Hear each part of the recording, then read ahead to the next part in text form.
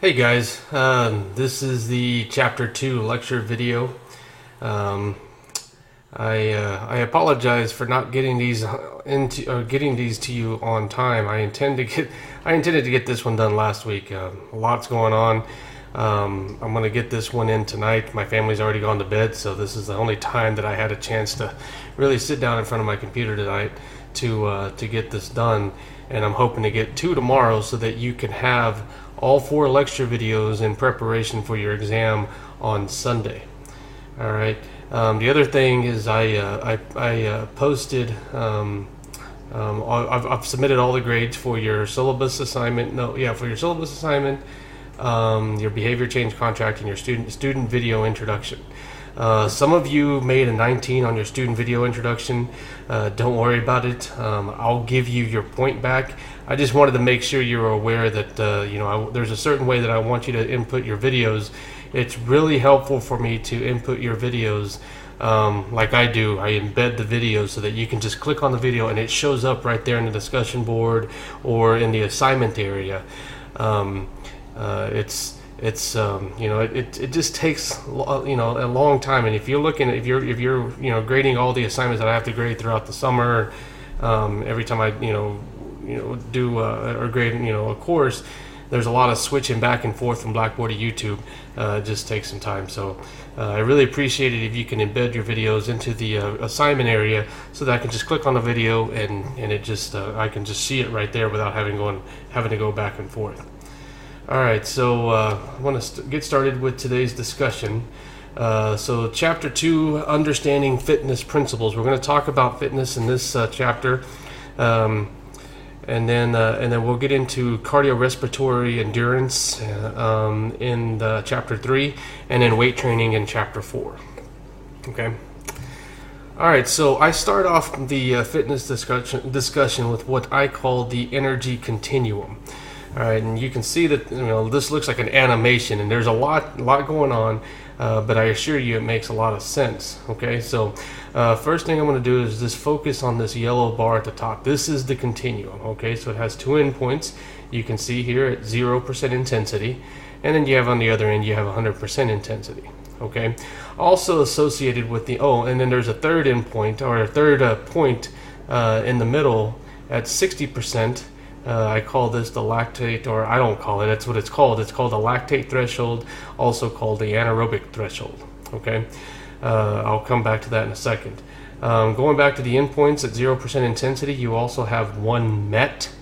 That's 1 metabolic equivalent. That's your basal metabolic rate. That's your body's rates at maximum rest, at your deepest sleep. Okay, that's your lowest heart rate, that's your lowest breathing rate, that's your lowest, that's your normal body temperature, normal blood pressure. So pretty much your normal blood sugar level. All of that is needed at minimum to survive.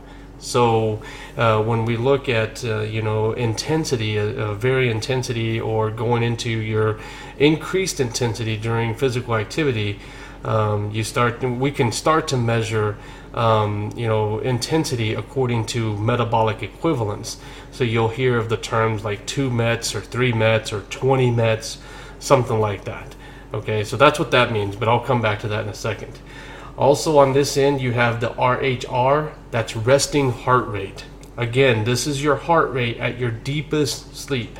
Okay, this is the lowest heart rate you will ever achieve. Okay, and if you get a good night's sleep every night, you achieve your resting heart rate.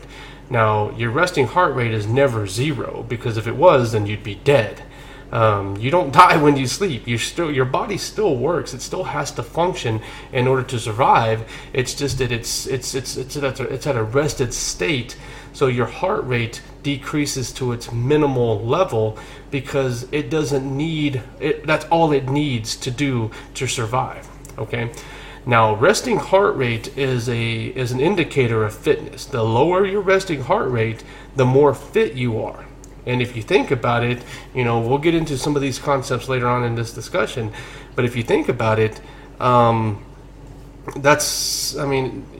if your body is so efficient, so well tuned, so fine tuned, that it doesn't need a lot of work to survive at its minimal level. So your resting heart rate will decrease. Now, someone who is extremely unfit, perhaps, some of the largest people on earth, their resting heart rate is seriously high.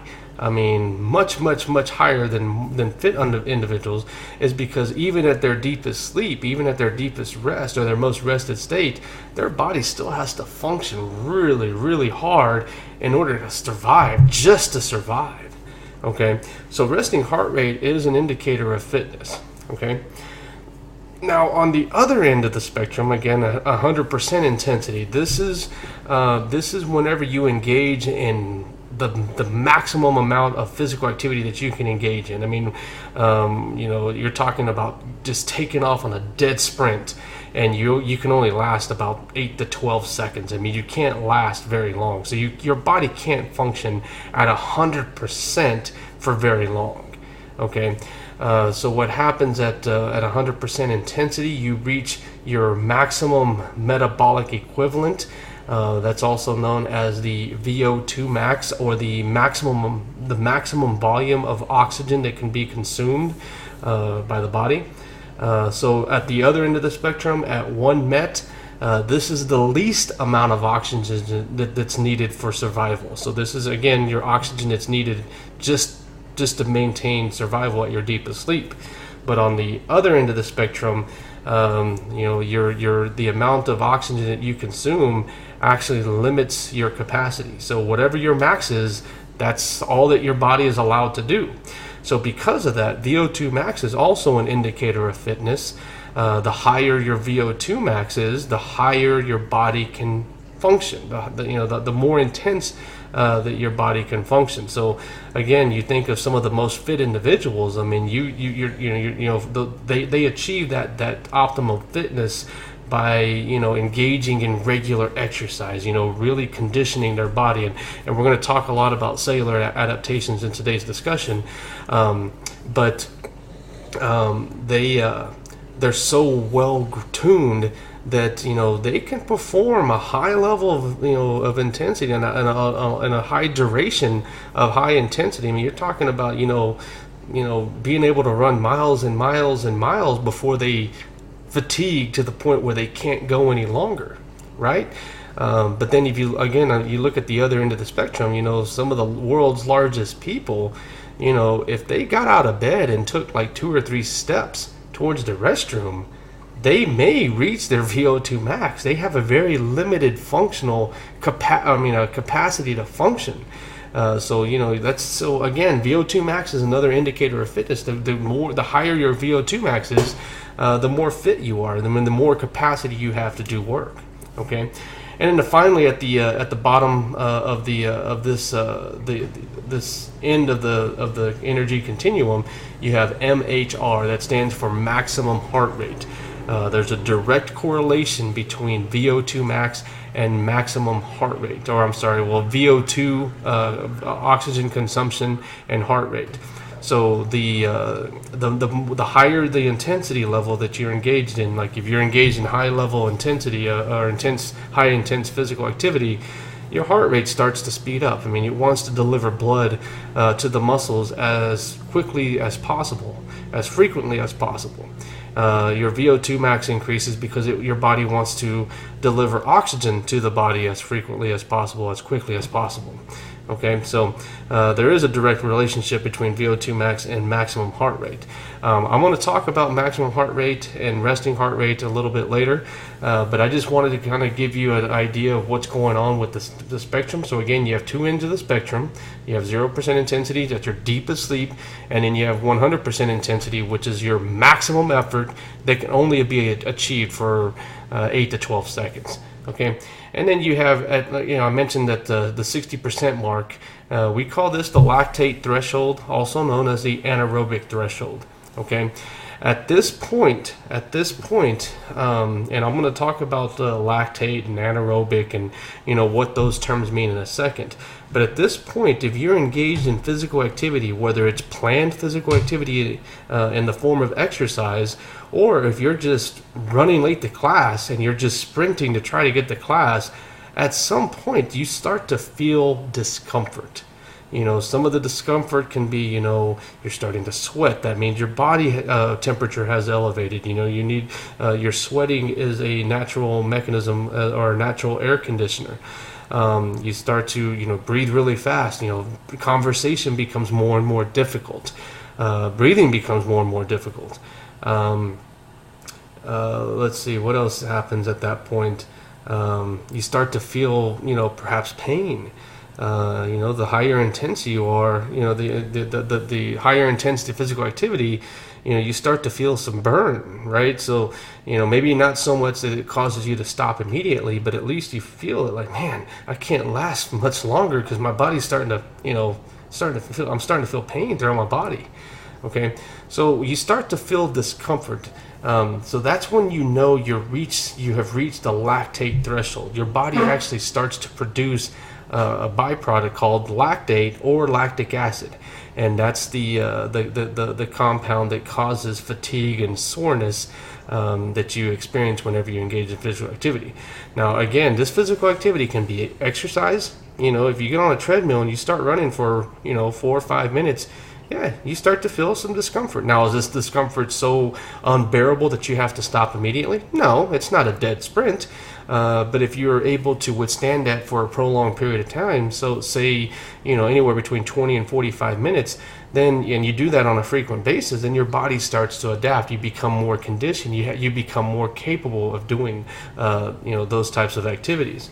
But if you don't reach this point, then your body, you're really never pushing your body. Okay. So let me walk you down this energy continuum, and then we'll start talking about the lower bar, the bar that has the different colors, and I'll start talking about what the orange bar means, or the orange section means, the green section, the blue, pink, and the red, and we'll talk about how we can really look at these zones and start to understand what it means to actually engage in exercise and how to achieve the goals that we want. If you're wanting to lose weight, if you're wanting to become more competitive, you want to become you're wanting to improve performance, whatever it is that you're trying to do, you have to push yourself. Just like anything else, you want results, you have to push yourself, and hopefully after the discussion you'll understand the whys and the hows, and you'll know a lot of the details that you'll need in order to perhaps develop an exercise plan. Okay. All right. So let's start off at 0% intensity. Again, this is your deepest sleep. Let's say you're asleep and you wake up in the morning. Okay. Well, you haven't moved very much. You're still in bed. So with very little movement, your heart rate is still relatively slow.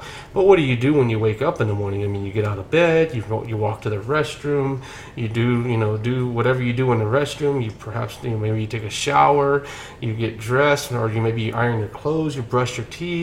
You're starting to engage in movement. Now, this isn't considered really like exercise or physical activity. But by the definition of the concept, that is physical activity. You're actually moving, and because of you're engaged in movement, your body starts to work. Your heart rate starts to increase. Your breathing rate starts to increase. There's certain your metabolic processes are starting to really get into gear, and we'll talk more about metabolism later on when we get into nutrition. But your body's really starting to work a lot more than when it was whenever you're deep asleep. Now, does that mean that you're reaching lactate levels or lactate threshold levels? No. Whenever you're engaged in like normal daily activities, your heart rate increases beyond or above resting. So let's say your resting heart rate, let's just say for an average American is 60 beats per minute. Well, if they're at 60 beats at their deepest sleep, then when they start engaging in normal daily activities, their heart rate may increase to 70, 80, maybe 90 beats per minute, but nothing that's really, putting the body at discomfort. Okay, so that's what this orange bar represents. This orange bar represents 100% aerobic zone. And what this really means, and I know that you probably know the definition of aerobic, from biology or high school biology even, but I'll explain to you what aerobic really means in a second. But during this particular portion of the continuum, you're engaged in activity that you can do pretty much forever. You'll never fatigue. Your body's not at a stress. It's not at a disadvantage. It's not at a detrimental situation. Your body can handle all of the oxygen that's demanded of it, and you can go forever and ever and ever. I mean, literally, you can brush your teeth forever and ever, or you can take a shower forever and ever and ever and never fatigue. Now, you may stop because of boredom. I mean, maybe you will just get tired of doing the same thing over and over again. But, I mean, physiologically, your body can do that forever and ever and ever. So, at that point, your heart rate, where your heart rate is, where your breathing rate is, your body temperature, all your metabolic functions, it's not really telling your body you should slow down or even stop. Okay, now this is important to consider, especially if you're engaged in an exercise plan, because I've served as a personal trainer before, and I've had a lot of clients who, they would come to me and say, I don't know what's going on. I've been working out for 6 months, and I work out every night. I'm not losing any weight, and almost immediately I understand what's going on. But I asked them, like, what do you do? Like, well, I walk. I'm like, okay, well, Walking can be beneficial. Can you, kind of demonstrate how you walk? And they walk, and it's just like very, very slow. I mean, sure, they're doing it for 45 minutes, but they're not really pushing themselves. So if they're not pushing themselves, they're not going to experience any benefits. Now perhaps a 45-minute walk may be relaxing or soothing.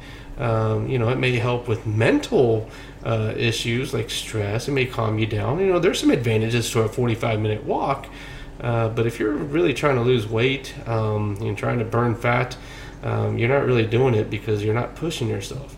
Okay, and that's what the green zone and the blue zone and the pink zone, that's what those zones represent. So whenever you cross the lactate threshold, now you're pushing yourself. And how do we know again? Your heart rate starts to increase. You start to feel discomfort. You start to sweat. You start to, maybe not like profusely, but maybe it's just, you're starting to perspire. Breathing starts to become a little, more challenging. Perhaps you're still at a point where you can still have a conversation, but the conversation's okay. I can still carry the conversation, but I'm starting to become winded, right? Okay, so at that point, that's good, because if you exercise with in this zone for a prolonged period of time on a regular basis, this is the optimal fat burning zone. Your body starts to burn fat at that point. And physiologically, I'll explain in a second. I'm going to talk about the cell in a second. But at this point, your body's starting to, the first time this happened, it was kind of weird. We weren't used to this. Maybe it was a one-time thing. There was no need to make any adaptations or changes.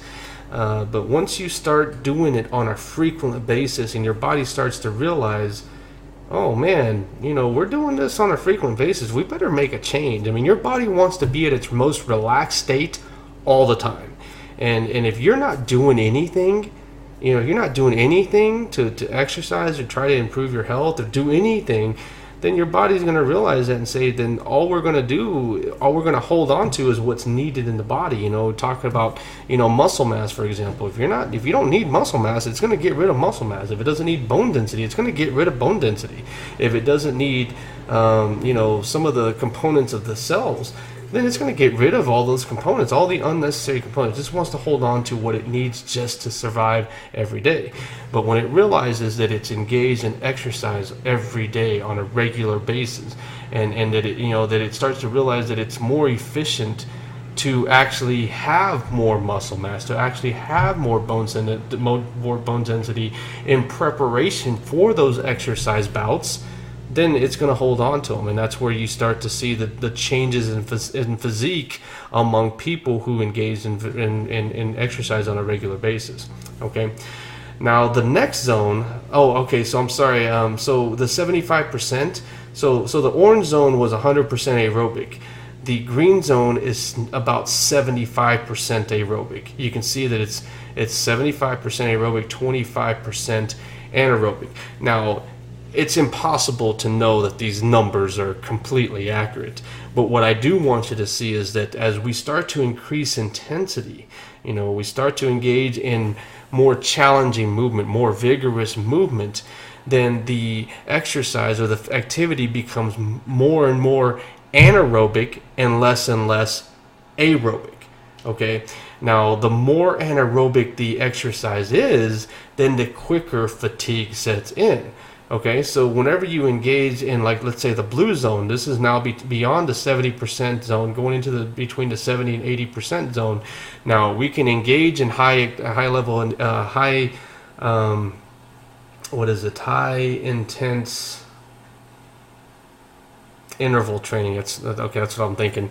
And high intense activity for a prolonged period of time, but not nearly as much as lower intense activity. So again, the more intense the activity, there may be like a time frame that we can still engage in that level of activity, but eventually, fatigue starts to set in quicker. And then obviously if you get into higher intensity, like I said, if you take off on a dead sprint, if you don't believe me, go outside right now and take off on a dead sprint. If you take off on a dead sprint, I'm talking about dead sprint, not, I'm just kind of lollygagging, I'm talking about a dead sprint. You'll only last at that level for about 8 to 12 seconds. Okay, so again, the more intense the activity is, the quicker fatigue starts to set in. So why is this? It's because the activity has become so anaerobic that our body can't meet the demand for oxygen. Our body demands oxygen. It needs oxygen to keep going, but it just simply can't meet that demand.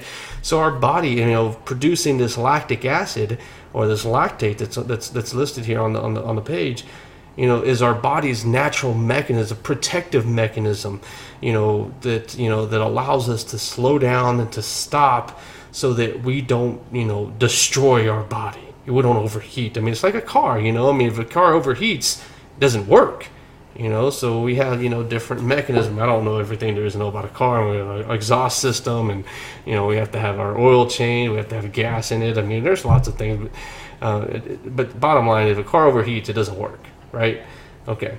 So that's what this red zone means. This red zone means that this is, very, very, very, very high intense. And this is considered the strength training zone. If you want to get stronger, then you have to push yourself beyond, to this point where, you're reaching, in theory, your maximum heart rate in the time that you're engaged in activity. Now, those of you who have, engaged in a maximum repetition, let's say for a bench press, you get like 250 pounds. I don't know. I don't know if I can lift 250 pounds. But you can only do it one time, and you're pushing. It takes about 4 or 5 seconds to get it up. Well, theoretically, in those 4 or 5 seconds, you've reached your maximum, heart rate. Now, can you actually measure that? It'd be very, very, very difficult. There may be a way, but this is in theory that in that time frame, you reached your maximum heart rate. Okay. So that's what's going on with this energy continuum. Okay. So just to reiterate, you have the two endpoints, 0 and 100%. And whenever we engage in exercise, we want to start pushing ourselves beyond this lactate threshold. And how do we know, that we're pushing ourselves beyond the lactate threshold? We start to experience those changes. We start to experience at least some slight discomfort, like in terms of perspiration, breathing rate, heart rate, and even, you start to experience some pain, but it's not so painful that you have to stop immediately. That's how you're pushing yourself. Okay. Now, physiologically, I can give you. I'm gonna give you a guideline to use if you're trying to develop a new exercise plan. Okay. So, but that's what this energy continuum is talking about. Okay, so in the previous slide, we had those two terms, aerobic and anaerobic. I know from high school biology, they said aerobic means with oxygen and anaerobic means without oxygen, and that's absolutely correct. But in physiology, in exercise physiology, what aerobic means is that we have the capacity to meet the demand for oxygen. It doesn't mean without oxygen. It doesn't mean with oxygen. It just means that we can, our body needs oxygen in order to continue engaging in the activity that we're engaged in, and we're able to meet it. And that's what aerobic means. Anaerobic, it simply means, it doesn't mean that we don't have oxygen. I mean, we can't, walk around without any oxygen. We're not on the moon, or Mars. We're still, oxygen's still present. It's just that we cannot meet the demand for oxygen. And that's what makes exercise anaerobic. Okay, so it doesn't mean that there's no oxygen. It just means that we can't meet the demand for oxygen. And as a result, we produce lactic acid, which causes fatigue, which causes us to slow down. And it also causes soreness. You'll start to experience soreness the next day, the day after. And it's because there's lactic acid built inside the muscles. And that's, it's blocking metabolism. It blocks metabolism. That's why it causes fatigue and pain. All right. So, so I've mentioned that, engaging in physical activity is any form of movement, any movement whatsoever. Exercise is the planned physical activity. Okay, so physical activity is you're sprinting to class because you're late, and exercise is you're sprinting because today is your sprinting workout day. I mean, that's really the only thing. So, sorry. So that's why I would say the difference between physical activity. I say physical activity a lot because I want people to move, regardless of what the movement is. I mean, if it's sprinting to class, great. If it's gardening, great. If it's walking up the stairs, great.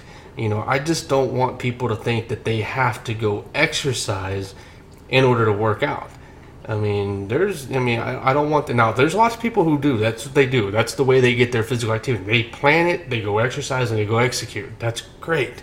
But I don't like that, some people think, well, I don't exercise, therefore I'm not healthy. Like, well, don't you garden? Don't you mow the yard? Don't you vacuum the house? Don't you wash the windows? I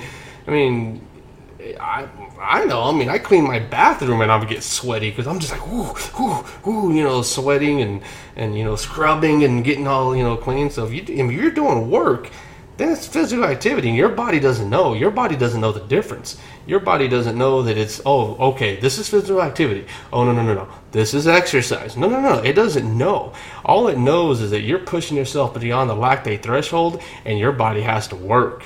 That's what it knows. Okay, so then that third term, physical fitness, is simply the ability to be able to perform, higher levels of activity. So, the more you're engaged in physical activity that's pushing you beyond the lactate threshold, then the more physically fit you are, and you'll become. Okay, and I'm going to talk about some principles in a second. So, this will make a little more sense later on. Okay. I talked about the METs earlier. You can see that the metabolic equivalence of a task, one MET is your basal metabolic rate. It's whatever is needed just to survive at your deepest sleep. So anything that's light activity would be, a couple of METs, 1, 2, 3, or, 3 METs or metabolic equivalents. Anything that's more difficult or challenging is over 6 METs. So the only reason I mention this, I don't use METs to describe exercise or physical activity, but you'll see it on exercise equipment, on treadmills and the ellipticals. You're exercising at this amount of METs. That's what it's mean. That's what it's talking about. But really, we're going to talk more about heart rate. Here's another slide that gives you some examples of what it means to engage in activity at different levels of METs or metabolic equivalents. But what I like to use, I love to use VO2 max. To me, and really to a lot in the kinesiology world, it's the single best measure of fitness. So it's the amount of oxygen, the maximum amount of oxygen you can consume during exercise. On average, we're about 40 milliliters per kilogram per minute. We just simply say 40. World-class athletes are upwards of 80 or 90 milliliters per kilogram of body weight per minute. But really the best way to measure VO2 max is engaging in a VO2 max test. This is called the Bruce protocol. Now, the Bruce protocol is pretty challenging. I did it once when I was in grad school. It's a treadmill test. Well, it's a treadmill or bicycle test, but I did the treadmill test where it's a test where you engage in treadmill work. You start off light and at a level plane for about 3 minutes to get your heart going, and then they increase the incline and they start to increase the speed. So now you're starting to run uphill, and after 3 minutes of that, they increase the incline to almost to the point where you're pretty much sprinting up the wall. And after about 9 minutes, I mean, you just can't go anymore. You reach your VO2 max. Now, at the same time, they put this mouthpiece, in your mouth. It's a gas collector, so it analyzes the amount of oxygen you're consuming, and then whenever you breathe out, there's a valve that shuts so it doesn't let air go out. All the air that you breathe out goes into a tube that goes into a computer system. It's called a metabolic cart, and it analyzes the amount of carbon dioxide that you're breathing out. So whenever you get to the point where you're breathing in the amount of oxygen and you're producing the same amount of carbon dioxide out, that's the point where you're about to expire. You're about to fatigue to the point where you can't go anymore because you've reached your maximum oxygen consumption. Okay, let me see. I think I may have. All right, so here's a YouTube video that kind of shows, and I'm just going to kind of skip through it, some portions just so you can see what's going on with the VO2 max. I encourage you to watch the video. I think it's only like 5 minutes long, so it's not too long. 3 minutes. VO2 max test is a good way to determine a subject's cardiovascular fitness by looking at how well a body can transport and use oxygen during exercise. One of the byproducts of cardiorespiratory fitness is the production of carbon dioxide. The more carbon dioxide you're expelling, the closer you're reaching that plateau before you go into anaerobic energy production, where you're no longer using enough oxygen to produce the energy you need, and so the body is using oxygen and transferring it to the muscles that are using. As you get into the more elite populations, as far as athletics, out of the system, up to a machine that will look at the gas. I'm sorry, I've been talking without my microphone on. So you can see from the video that she's describing, what's going on. This right here, what I've stopped on, is the metabolic cart. So you can see here on the right. This is what we would see, like trying to assess, or we're assessing the amount of carbon dioxide that's coming out and the amount of oxygen that's going in. But I encourage you to watch the video. But that's pretty much what's going on with the VO2 max test. All right, so you can take a look at it. All right, so unfortunately we don't have the capacity to do VO2 max test at OLU, so what we do is we rely on the submaximal test. Now, if you were in my in-class wellness course, we would go out one day to the lake, and I've already set the distance for. On the sidewalk right there along the lake, and we would run back and forth for 12 minutes, and the distance that you would run in 12 minutes, you would input into this formula. This is the Cooper test. So the distance in 12 minutes, so I've calculated to where we can get the number of meters that you run in 12 minutes. We would plug into the formula and we can get our VO2 max. I don't know how accurate this equation is, but I will tell you that the ones that should have higher VO2 max, VO2 maxes definitely have VO2 max, higher VO2 maxes according to the equation. And so it's not. I mean, I can't say it's. I mean, nothing's 100% unless we're engaged in maximal test. But at least it gives us a gauge of where our VO2 max, is in terms of relations to other students.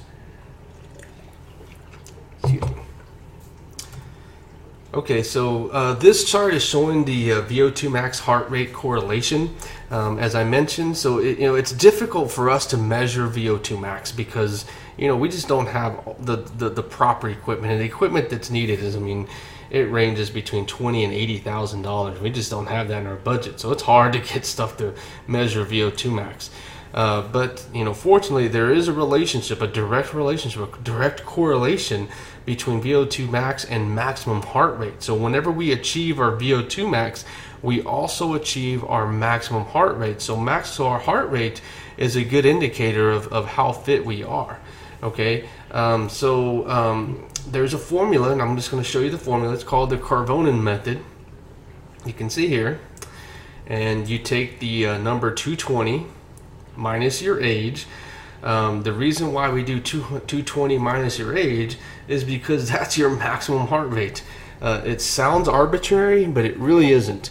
220 is the average maximum heart rate for an infant at birth, and then you decrease a heartbeat, for your maximum heart rate every year of life. So if you're 20 years of age, you take the number 220, subtract by 20, and your maximum heart rate is 200. Okay, this is a pretty accurate measure. Now, the more fit you are, you may have instead of 200, you may be at 202, 203. But whenever we did our VO2 max test in grad school, we would calculate maximum heart rate before the test, and whenever they approach their maximum heart rate, so part of the VO2 max test, you also hook up the EKG, so we can assess heart rate. And whenever they approach their maximum heart rate, or their calculated maximum heart rate, they expired. They had to quit. So no, it's pretty accurate. Resting heart rate, I mentioned earlier, it's your heart rate at your deepest sleep. Almost impossible to measure resting heart rate unless you have some way to measure it while you're sleeping. But if you measure your heart rate in the mornings, right when you wake up, with no alarm or anything really scaring you awake, then your heart rate at that point is pretty close to resting. All right, and the reason why I'm mentioning that is because if you really want to understand where your body needs to be during exercise in order to achieve results, in order to burn fat, in order to lose weight, in order to get healthier, then this is a good way, because the next page or the next slide is going to show you a formula that you can plug in all your information, and it'll tell you this is your target heart rate for the lactate threshold or your anaerobic threshold, and this is the maximum within that range. So that if you can get exercise at this in this range, you'll be able to burn fat. Okay. The heart rate reserve is simply taking the maximum heart rate minus the resting heart rate. That is your capacity to do work. So the higher that number, the difference between maximum heart rate and resting heart rate, the more capable you are of doing work. So if you think about it again, you take some of the elite marathon runners, their resting heart rate may be 30 beats per minute, but their maximum heart rate, if it's 220 minus 20 is 200, that's 170 beats they have to work with. That's a long ways. But if you take a person that same age who's one of the world's largest men, and their resting heart rate is 130, they only have a 70 beat capacity, and they reach they use those 70 beats in 2 or 3 steps. It doesn't take long to reach their maximum heart rate. Okay. All right, and finally you have your target heart rate, and that's the percentage of the heart rate reserve that you are trying to achieve in order to get the results that you want. Okay, so this is the Carvonen formula. Again, you start off with your 220 minus your age. That's your maximum heart rate.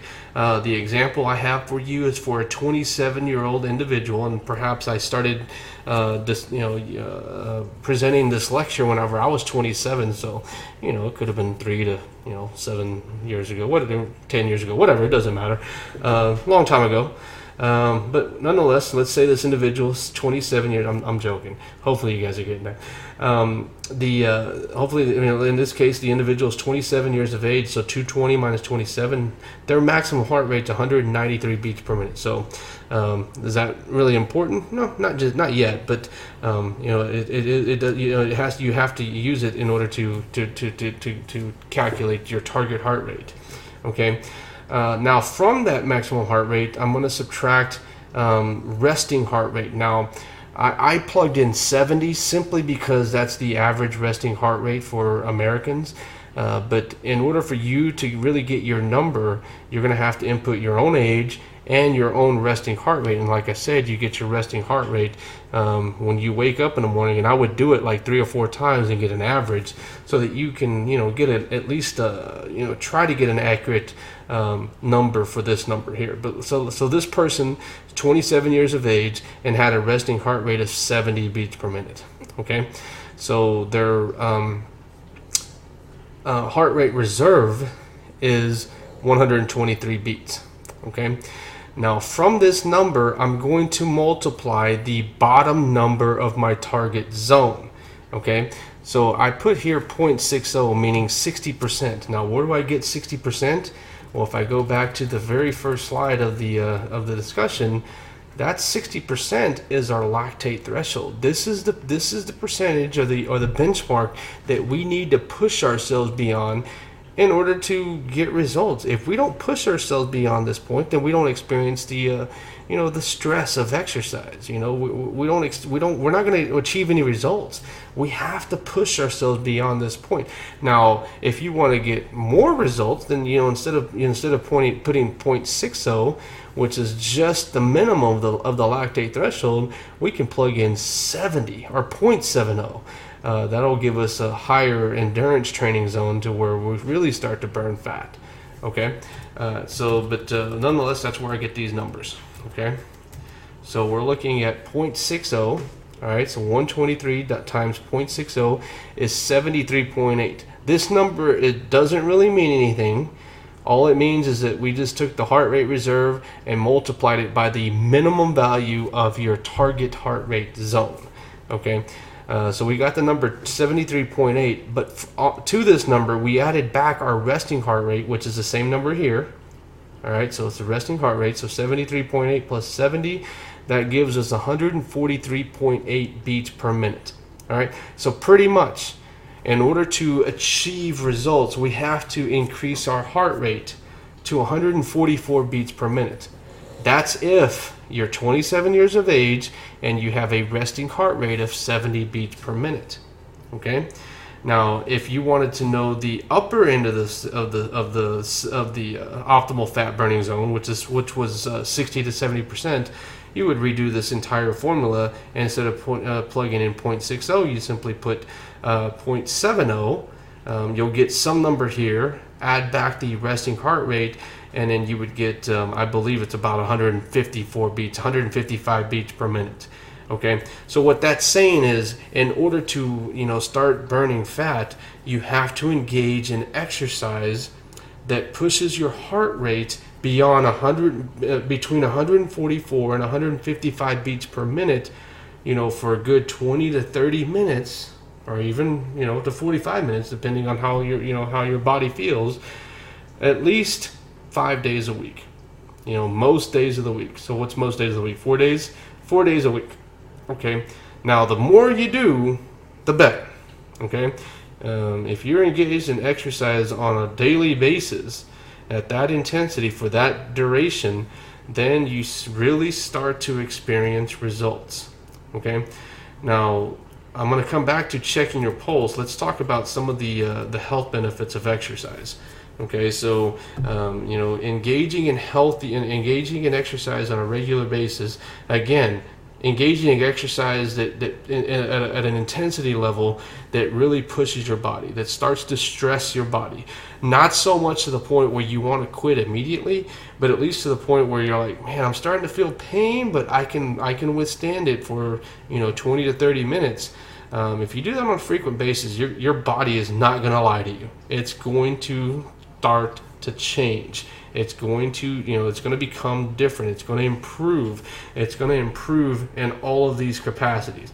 Improve heart function and efficiency. Now that your body is adapting, your heart doesn't have to work as much. So it improves your heart health, improves your aerobic work capacity. You're able to go longer. And I'm sure all of you have experienced that. I mean, I think, back in, middle school and high school, whenever, or even some of you in college, you go a couple of weeks or a couple of months without, doing any kind of work. And then you show up, you report for, fall practices, and the first thing you have to do is recondition yourself. And then you get to the point where, like, oh yeah, this is easy now. When we first reported, it was hard. It's because you've improved your work capacity.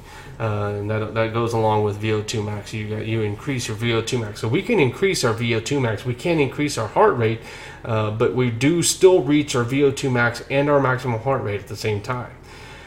We increase our capillary density, and that's in reference to the blood vessels or the surrounding all the body tissues, and especially the muscles, because the muscles need oxygen. So our body starts to develop new pathways to deliver oxygen to all the cells in the tissues. We increase our total blood volume, and we'll talk more about that later on. We start to burn more fat, even in sleep. Whenever we go to sleep, that's our body's time to repair itself.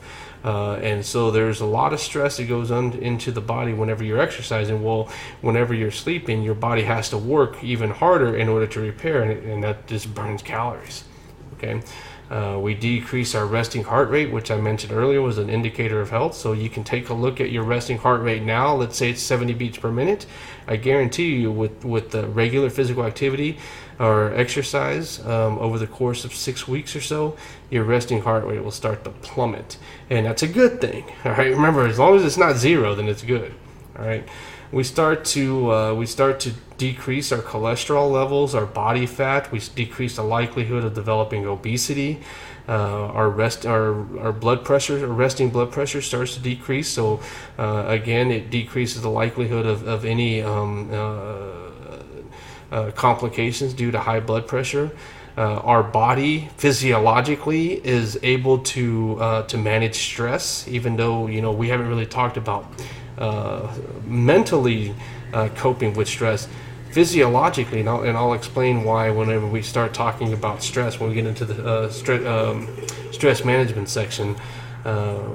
Physiologically we're able to manage our stress. So the more you exercise, the less stressed you are, the less stressed out you are.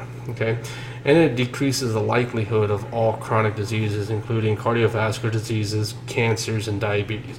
So there are so many health benefits to exercise, and if you're not exercising, this is an opportunity for you to do so. And I know that all of you have submitted your behavior change contract, but after this discussion, if you think that you want to change, more than welcome to change. I mean, just send it my way, and I'll re-sign it.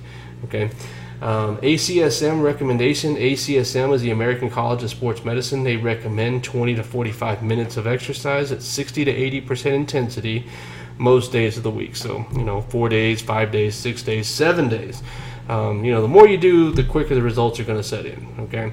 Now, I strongly suggest to take a look at your numbers. You know your maximum heart rate, 220 minus your age. You can really take a look at your resting heart rate by just simply measuring your heart rate whenever you wake up in the morning. That's easy. And you have the formula now. So now you can determine where your heart rate needs to be at in order to achieve 60 to 80%. Okay. So let's go back to heart rate here. So checking your pulse. Now, there's a way to check your pulse. I mean, some of us can check our carotid pulse. It's hard for me to find it. I don't know why. I can't ever find it. So I always check my radial pulse. And if you can see my radial pulse, I can't get this. I don't know where it is. Okay. So the radial pulse is here. So there's a bone on the thumb side of our wrist. Okay. Now, if you put your fingers on both sides of that bone and just gently push down, you can feel a pulse. All right, that's the radial pulse. Okay, now you can count, how many pulses you feel in like a 15-second segment, and then multiply that by 4 because there's 4 15-second segments in a minute. But whenever you're exercising, especially if you're trying to get 144 beats per minute, that's pretty challenging. I mean, you can count to 36. You can count 15 seconds, and you should get about 36 beats in 15 seconds. And again, you multiply that 4, that'll get you up to about 144. But the best way that I know and that I feel is using a chest strap, and that's what I have in picture here. So this chest strap is a strap that goes around your chest, and it has that sensor where that Nike swoosh sign is. It's a sensor. Okay. Now the watch you just wear on your wrist like you're wearing a regular watch, and you can tell time and everything. Then you switch it into measurement mode, and it'll measure your heart rate. And so that way, whenever you're running, you're doing exercise, whatever, you can just look at your watch and you can say, okay, good, I'm at 150 beats a minute. That's where I need to be. I want to stay there for 20-30 minutes. Okay. So that's the best way. So again, if you're really wanting to start a new exercise plan, you're really wanting to lose weight, you want to decrease your body fat and really start getting healthier, this is my encouragement. And I think these chest monitors, you can buy them at like Academy, buy them brand new, and some of them are really expensive, but I've gotten some on eBay for like $30, which isn't that bad at all. So it might be a good investment for you if you're trying to really change your health. Okay, so what starts to happen? What starts to happen when physiologically to your body? Why does your body start to achieve benefits whenever you exercise? We know that it happens, but how? Okay, so in order to understand, how this really happens, we kind of have to understand our body's sources of fuel, and then we have to understand some other principles to understand how this all works. Okay, so our body has really 3 sources of fuel that we can consume, but there's one source of fuel that we don't consume that's actually produced by our body. Okay. So the most preferred fuel source are carbohydrates. So we eat food, we break down the food that we eat into the carbohydrates, fats, and proteins, and the carbohydrates are the most easily converted to energy. So we use carbohydrates to produce energy, and really it doesn't matter if it's low intensity or high intensity. Carbohydrates are used. Now, when we get into high intensity exercise, carbohydrates are the only source of fuel that's used, but we'll talk about nutrition later. Okay, the other sources, as I mentioned, were fats and proteins, but I listed them here as 3rd and 4th choices. The second choice is if there's lactic acid inside your body will use that to produce energy. Now, the only way that I could show you now, you'll learn more about this if you ever took an exercise physiology class. But you can see here, and I don't want to confuse you. All I want you to see is that there's fat, there's carbohydrates, and there's proteins, and they all end up at the same location. So pretty much all 3 sources of fuel are producing the same type of energy. Okay, this is where it happens at the electron transport system. Okay, you don't need to know anything else. Okay. The only reason I want you to see where lactic acid is because when we break down carbohydrates, if we are engaged in aerobic exercise, meaning our body can meet the demand for oxygen pretty easily, that molecule carbohydrate, we call it glucose, and we'll talk more about this when we get into nutrition. That glucose molecule goes all the way straight through, no problem, starts producing energy, and that's the energy we need to survive. That's why we eat, because we need energy, and that's how it happens. Okay, but if we're engaged in exercise and we're trying to break down this glucose molecule, and we're engaged in high intensity exercise where we can't meet the demand for oxygen, then at this point it produces lactic acid, and that's what causes us a fatigue. I've already talked to you about that.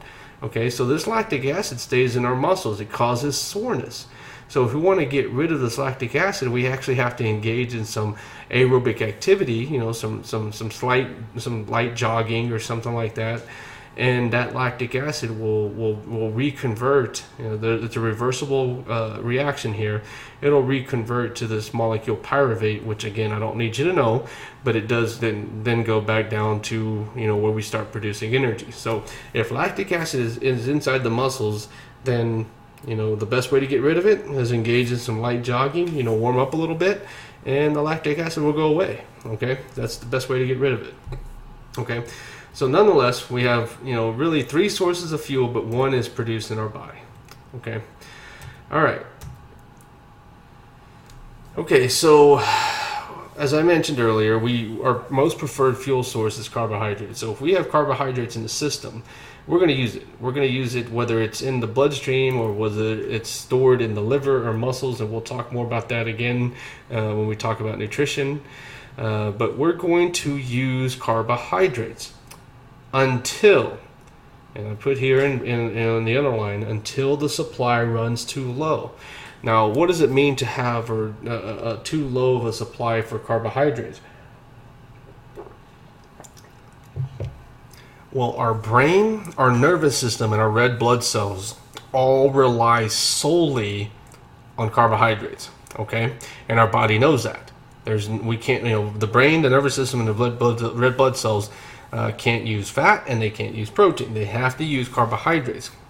Okay, so our body knows how much carbohydrate we can use and how much we need to save. Okay, so whenever the carbohydrate reserves diminish to a certain point, our body senses it and it says, you know what, we need to switch to another fuel source, and then it switches to fat.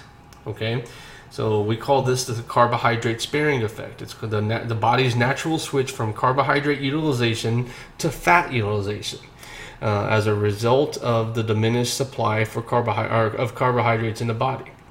Okay, so again, your body, your brain, your nervous system, your red blood cells need carbohydrates in order to function.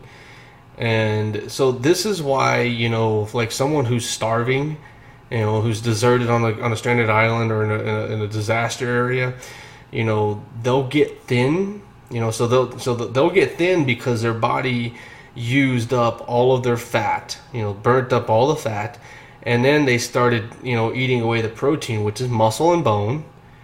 And then the final stages, of protein death is disorientation, because at that point the body goes back to carbohydrates and it takes up all the carbohydrates that the brain and nervous system need, and at that point the brain just stops functioning. You start becoming disoriented and eventually you just pass away. I mean, that's what happens. So the carbohydrate sparing effect is pretty proven. Okay, so we switch to fat. Now, this is a typical cell.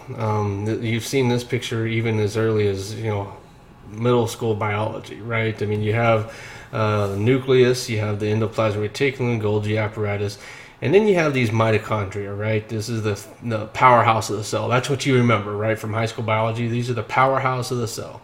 But did you ever realize or learn why they're the powerhouse of the cell?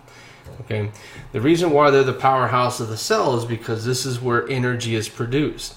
Okay, so organic molecules, so for example, carbohydrates, fat, and protein, and then if lactic acid is present in the body, all of that goes into the carbohydrates along with oxygen. That's why this is aerobic. And then out comes, carbohydrates. Carbon dioxide. This is the carbon dioxide we breathe out. So every mitochondria in the body produces carbon dioxide, which is again what's released out of the body. But it also produces a molecule we call ATP. Now, ATP stands for adenosine triphosphate. For this course, you don't need to know that. All you need to know for this course is that these are units of energy.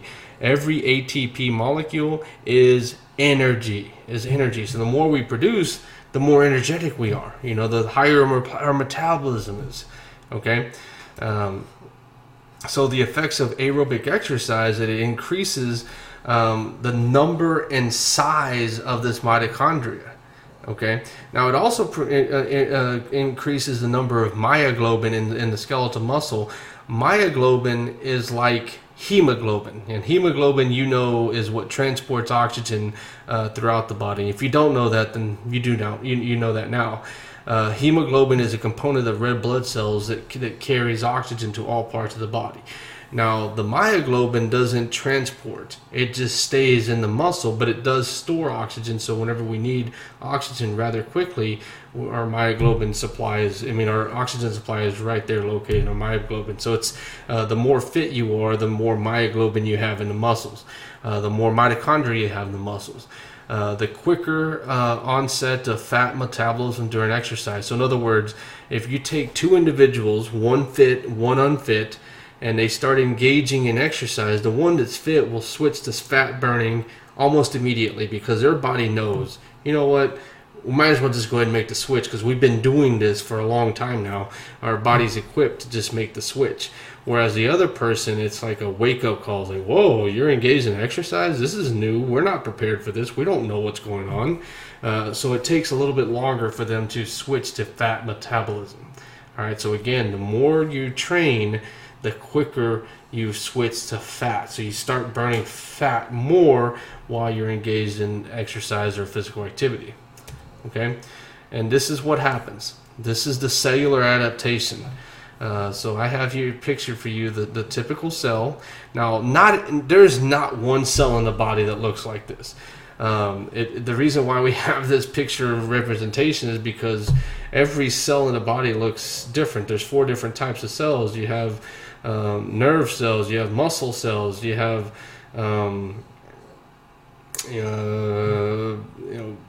bone cells. I mean, they're all different, but they all have the same components. They all have the nucleus, the endoplasmic reticulum, the Golgi apparatus, mitochondria. These are the centromeres, ribosomes, lysosomes, whatever it is, they have it. It's just that they're just different, but they all have the same components. Okay.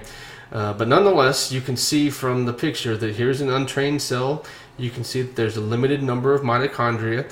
I mentioned earlier that your body wants to be at its most relaxed state. So that means that if I only need 3 mitochondria per cell, then that's all I need. Well, then that's all I'm going to keep. I'm going to get rid of all the rest.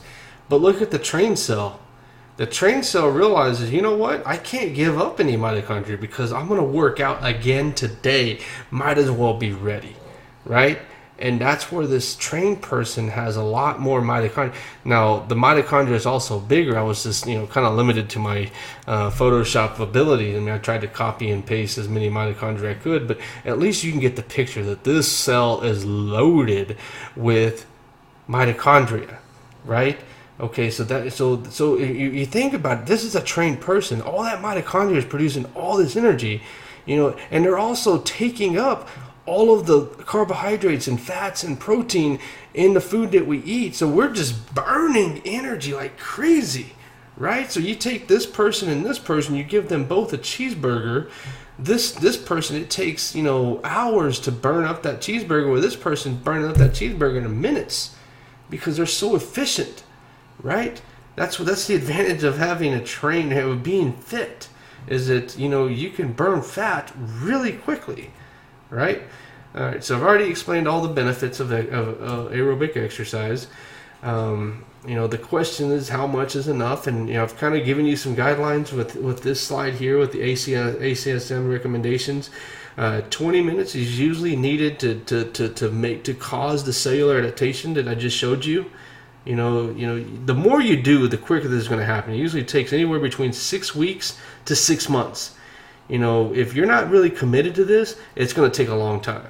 But if you're really committed, then you'll start to notice some results in about 6 weeks. And then whenever results start to happen, they're exponential. It'll be a slight notice, it'll be slightly noticeable at first. But then you just keep going, you'll just start shedding fat like crazy, and I've seen it happen. I've seen it happen before. All right. Here's an excerpt from the physical activity guidelines for Americans.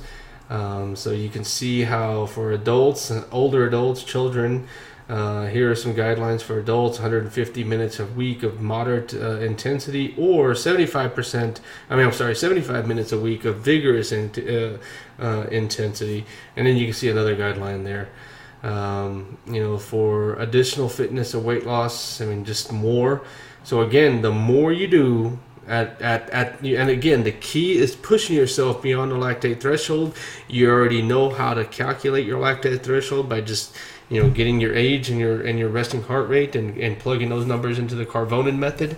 And you should be able to design your own exercise plan if you don't already know how to do this already. And there's a lot of people, there may be a lot of you who exercise all the time and don't know exactly what you're doing, but now it makes sense. Okay, here's another graphic guideline. The physical activity pyramid, where at the bottom you want to spend more time engaged in physical activity, and at the top less time engaged in sedentary activity. Now, by no means are we telling you need to stop watching TV or play video games. It's just, we're trying to, get you to understand the importance of limiting, rest or sedentary time. Okay. The FIT concept, or the FIT principle, or another way to say it is the FIT formula, is a good guideline to use in determining or creating your exercise plan. FIT stands for frequency, intensity, time, and type, and we can apply that to any type of exercise.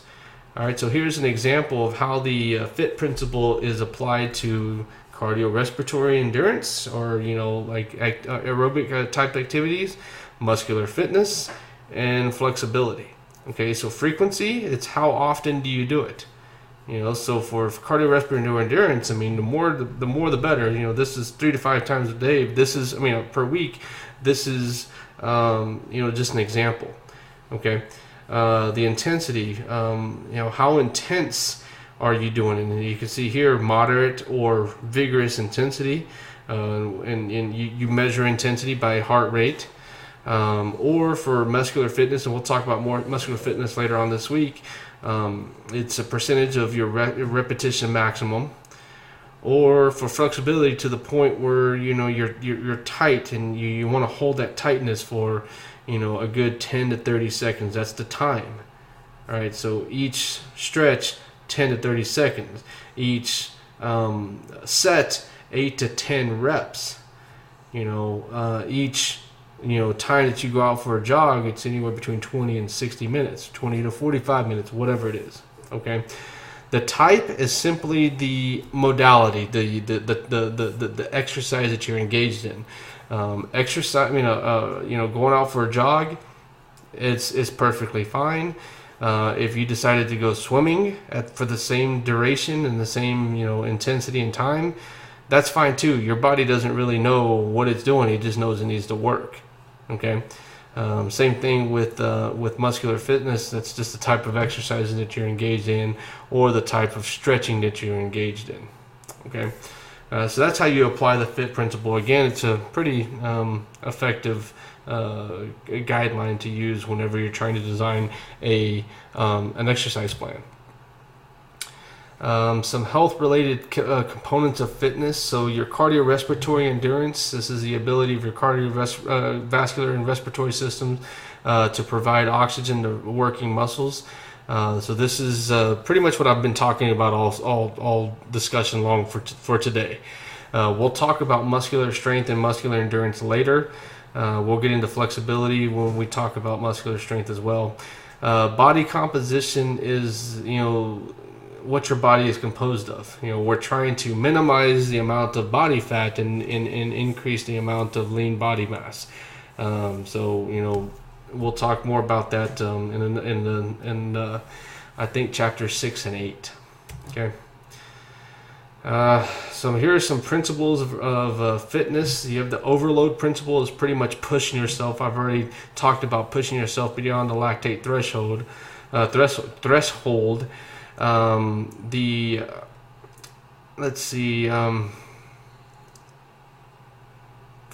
Dose response relationship, it just means that your body will respond to the amount of dose that you give it. So if you work your body hard, then your body's going to respond with results. If you don't work your body hard, then your body won't respond with results. There is a concept of diminished returns, meaning that if you're sedentary, if you haven't exercised in a long time and you start engaging in exercise, you'll experience results rather quickly, but then eventually they start to diminish. They start to taper off as you approach your genetic limit. So just don't think it just keeps going forever and ever and ever. I mean, eventually you get to the point where you plateau, you max out. Okay. The principle of progression. So the guideline is to push yourself beyond the lactate threshold, but the one of the results of the byproduct is that eventually you're going to improve your fitness, and sticking to the same heart rate range might actually become too easy, to the point where you're not really pushing yourself. So you have to recalculate, the Carbonin formula in order to determine what your new, heart rate or target heart rate range should be. Because remember, the more fit you become, the lower your resting heart rate is. Now, you never change your maximum heart rate, but your resting heart rate does decrease. So you have to, factor that in, perhaps every 6 weeks or so. Okay. The principle of specificity refers to improvements to certain body systems that are worked out. So if you engage in cardiorespiratory system, then your endurance, then your cardiorespiratory system will enhance. If you do a bunch of curls, then your bicep will get bigger, but that's it. So you're specifying just the bicep. That's the principle of specificity. The principle of reversibility. If you use it or lose it. So if you don't exercise, then your body will revert to the most relaxed form. Remember, looking at the cells between a trained and untrained person. That trained person had so much more mitochondria. Well, if that person stopped exercising, then the body starts, if you're not exercising, we don't need all this mitochondria. It starts to decrease to the point where, it's at its minimal level in order to survive. Okay. The principle of individuality, it just simply means that everybody's different. Everybody's going to experience different results.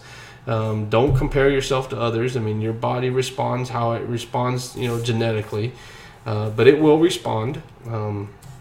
You'll start to experience results if you exercise, but just, you can't really compare yourself to somebody else, because somebody else, you may be doing the same thing. They may drop 5 pounds in 2 weeks, whereas it takes you, 2 months before, or 2 years before you drop 25 pounds. So everybody's different. Okay. Your body needs to rest between training sessions. That's the importance of sleep. So remember that you have to sleep in order to recover and repair. And here are some guidelines to getting started. Probably pretty much some safety guidelines. But you can go through these. I'm approaching my limit to 112 minutes. I need to cut this off, because I usually talk to for an hour and 15 minutes for in-class discussions. So these you can look through this, and here's some sample activities of what's more rigorous and what's more or less vigorous. You can see some of these activities. Some more safety precautions. Obviously, you know your body. So, if you're, doing something that you don't feel comfortable doing, well, then take a step back. Maybe, change activities. It's important to find activities that you like. You don't have to go to the gym. You don't have to run on the treadmill. You don't have to run at all. If you like dancing, then dance, but get your heart rate going, and get your heart rate going for a long time. If you like to swim, same thing. Your body doesn't know what it's doing. If you're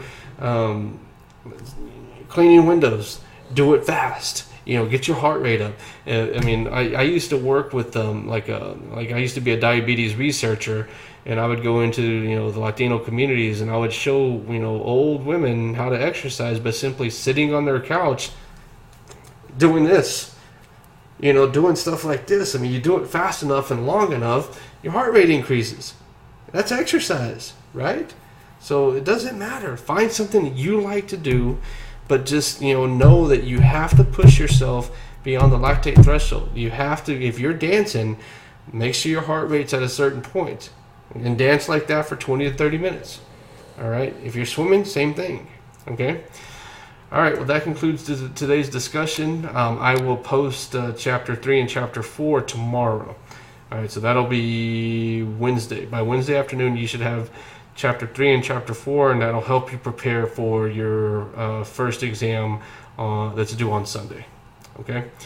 You guys have a good day, and I will talk to you soon. If you need anything, email me.